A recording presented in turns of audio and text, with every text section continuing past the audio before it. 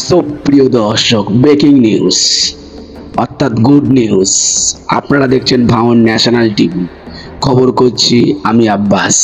আপনারা জানেন 20 তারিখে মির্জাদা নওশাদ সিদ্দিকী সহ 96 জন কর্মীকে গ্রেপ্তার করা হয়েছিল। তার সঙ্গে অনেক নেতারা ছিল। তার ভেতরে ছিল ভাঙনের 2 দাপুটে কর্মী, আরেফ বিল্লাহ ও সাবির। এনাদেরই গ্রামের মানুষজন এনাদেরকে বরণ করে নিচ্ছে, ফুলের মালা দিয়ে এনাদেরকে স্বাগতম জানাচ্ছে।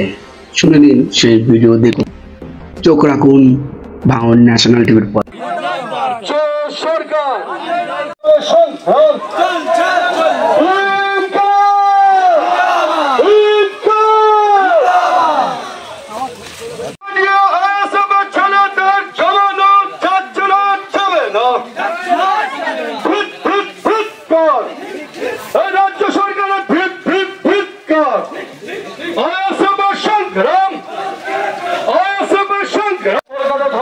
করেছিল ওই ধন্যমঞ্চে স্বৈরাচারী পুলিশ, এই রাজ্যের পুলিশ মমতা পুলিশ দিয়ে কাজ করে।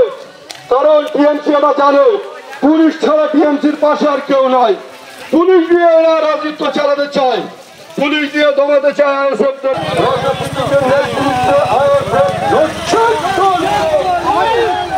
নওশাদ সিদ্দিকীর নেতৃত্বে আইএসএফ লড়ছে, লড়বে।